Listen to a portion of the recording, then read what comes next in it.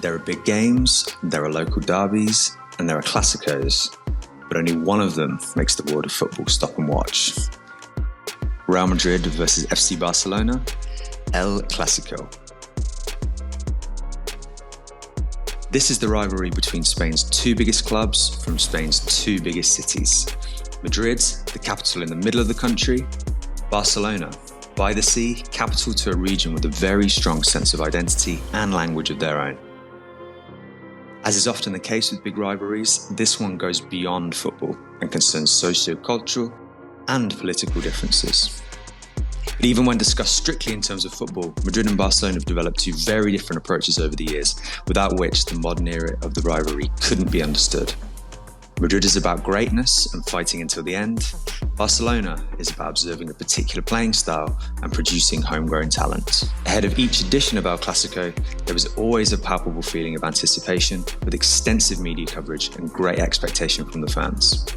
All building up to the big match day when a special atmosphere is guaranteed at either stadium. Given the magnitude of both Real Madrid and Barcelona, El Clásico has become a global phenomenon with fans watching from all parts of the world.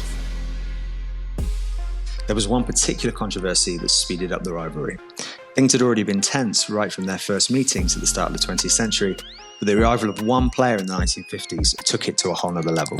Argentinian star Alfredo Di Stefano had made a name for himself in the late 1940s playing for River Plate. He later moved to Colombian side Millonarios and impressed in a game against Real Madrid. Santiago Bernabeu, chairman of the Spanish club and after whom their iconic stadium is named, became determined to sign him. But Di Stefano had also attracted interest from Barcelona. A turbulent period of negotiations followed, since Di Stefano's contractual situation was unclear. So Di Stefano started the 1953-54 season playing for Real Madrid. Defending champions Barcelona had recovered their star player Ladislau Kubala and eventually decided to sell their part of the Di Stefano deal to Madrid for a profit. 2 days later, both rivals faced each other, and Madrid won 5-0 with Di Stefano scoring 2 goals. The Di Stefano era had begun. Real Madrid, who had not won the league in over 20 years, conquered 8 La Liga titles over his 11 seasons at the club.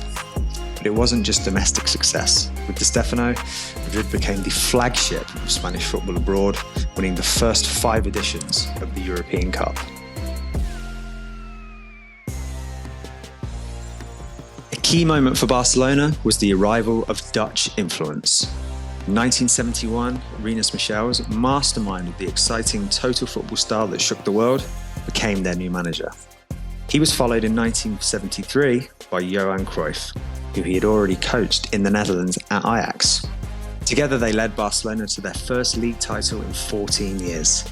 In that season, Cruyff scored an amazing goal as Barca achieved a historic 5-0 away victory at the Bernabeu. Barca didn't manage to win another league title for 11 years. There was more to come from Cruyff in the future.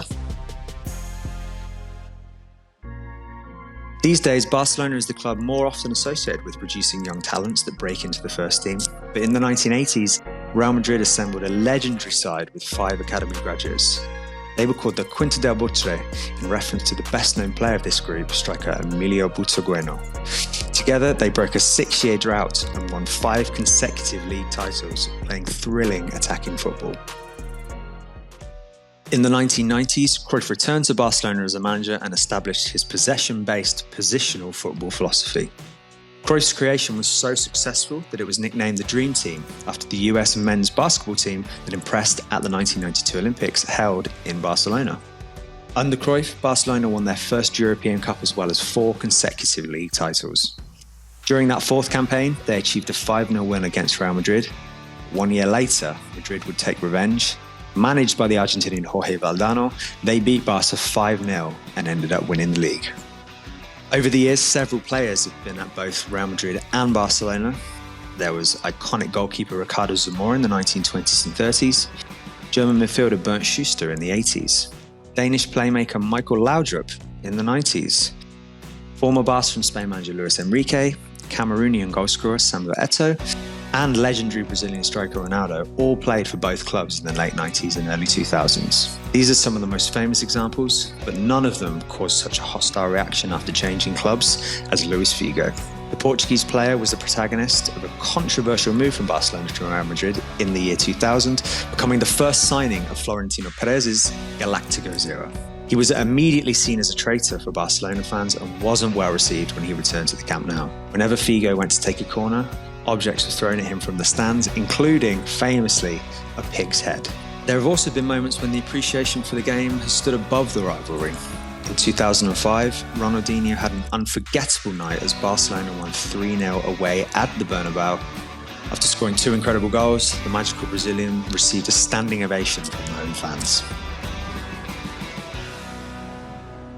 Since the 90s, neither team had managed to dominate the league for more than 2 consecutive seasons. But then, in 2008, Barcelona reserve manager Pep Guardiola was promoted to the first team.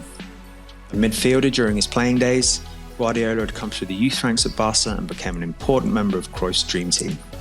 When he started his managerial career, Guardiola took inspiration from his former coach and successfully implemented his own style, playing an incredible brand of football with the likes of Xavi Hernandez, Sergio Busquets, Andres Iniesta, and Lionel Messi.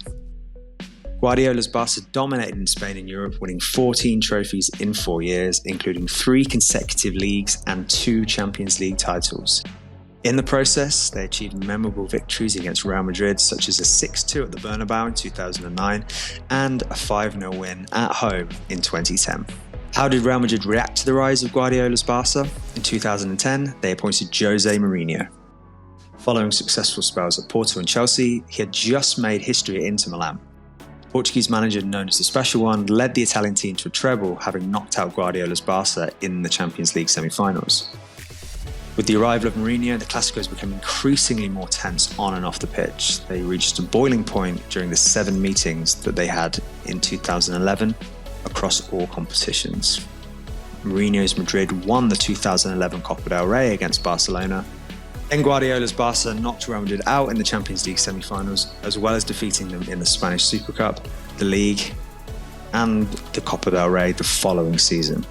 Then, after a spell of 7 games without a victory in a Clásico, Mourinho's team finally achieved a 2-1 victory at the Camp Nou. That pretty much sealed their 2012 La Liga title, ending Barca's 3-year run. Guardiola left at the end of that season. During the whole Guardiola versus Mourinho era, and for years after it ended, El Clásico was also about the historic rivalry between Lionel Messi and Cristiano Ronaldo. For more than a decade, the pair kept reaching new heights and dominating individual awards.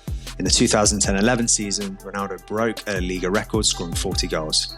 1 year later, Messi raised it to 50.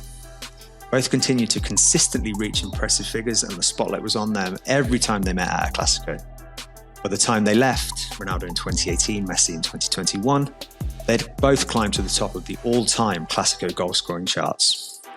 El Clásico didn't feel the same after the departure of Ronaldo and Messi, but the constant rise of new talents at each club, such as Vinicius Jr., Pedri or Lamine Yamal, as well as their capacity to keep attracting big stars like Robert Lewandowski, Jude Bellingham or Kylian Mbappe, and of course its rich history, have all ensured El Clásico remains the biggest game in the world.